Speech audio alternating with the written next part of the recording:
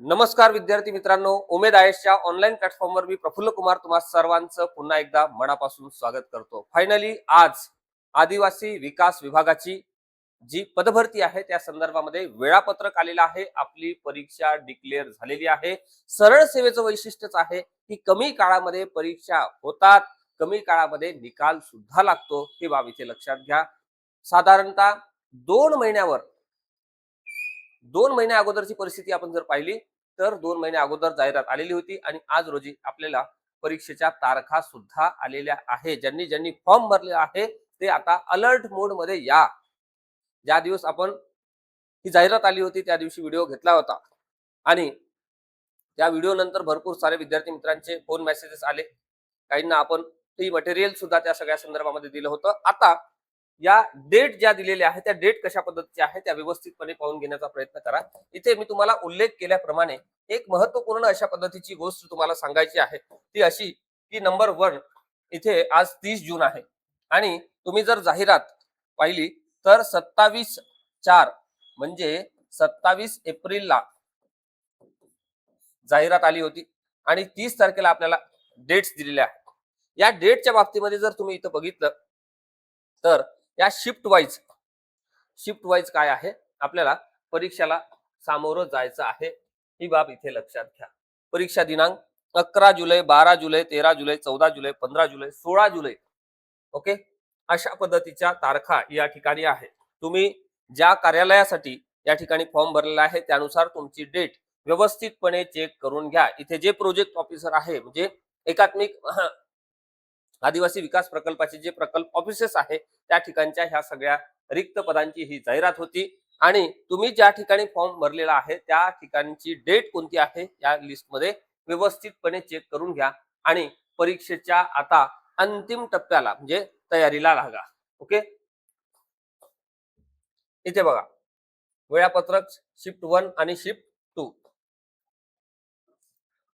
Reporting time आहे आपल्याला 8 वाजता त्या ठिकाणी पोहोचायचं आहे. 9:30 वाजता गेट क्लोज होणार आहे आणि प्रत्यक्ष परीक्षा 10 वाजता सुरू होणार आहे.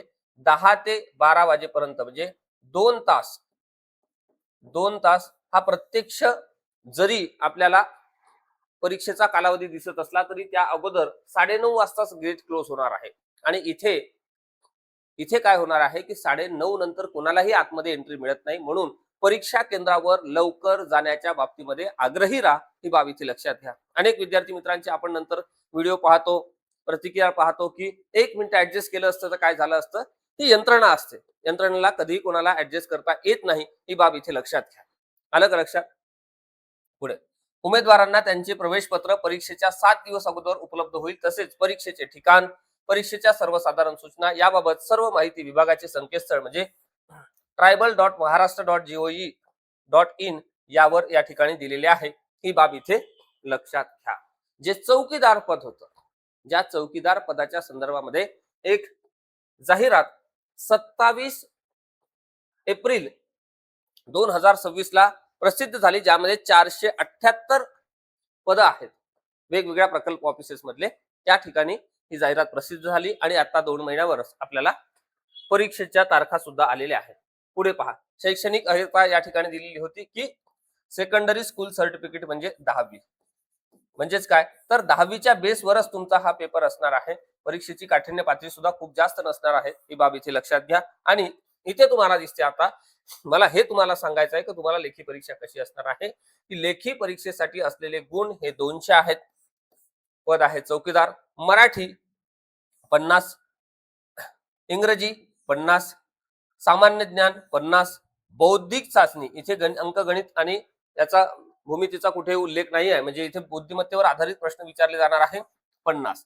एकूण जर आपण पाहिले तर 50 50 50 50 म्हणजेच काय तर इथे 200 गुण असणार आहे. मात्र जो वेळ दिलेला आहे तो सुद्धा किती आहे, 2 तास आहे.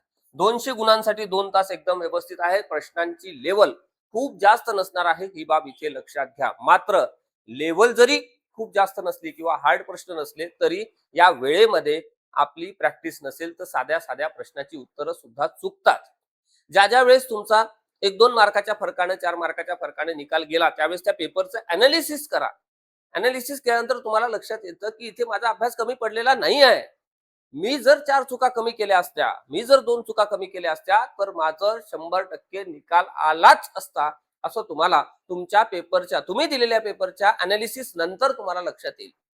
माझा आतापर्यंतच बऱ्याचशा विद्यार्थ्यांशी जो काही संवाद होतो आहे पेपर नंतर, अभ्यासाच्या दरम्यान किंवा सिलेक्शन नंतर सुद्धा जो संवाद होतो, त्या संवादातून, त्या अनुभवातून आलेला हा जो अनुभव आहे, हा या ठिकाणी मी तुम्हाला सांगतोय की तुम्ही चुका करू नका. चुका न करणे म्हणजे मार्क्स तुम्हाला जास्त येणे, ही बाब इथे लक्षात घ्या. आणि तुम्हा सर्वांना खूप खूप शुभेच्छा. All the best.